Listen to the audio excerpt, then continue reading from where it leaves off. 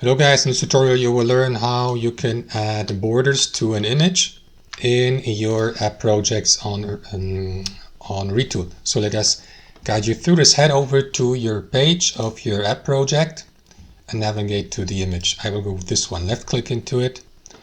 Next, here in the image properties, scroll down to the appearance. Click into that plus button next to styles. And here select border. And you will see the border here, which is transparent in this case. So click into it. And what you want to do is enter a value here. For example, click into a color. I will go, for instance, I don't know, with this, and you will see the hex color code below.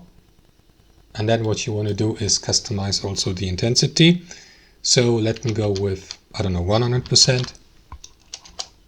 And then you will see the image border here, for instance. So you may remove that by clicking into that X button next to border, or click into the color to change the color, or link to a token value here, for instance.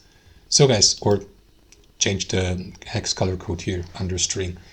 That's how it works, guys. Thanks for watching, and I'll see you next time.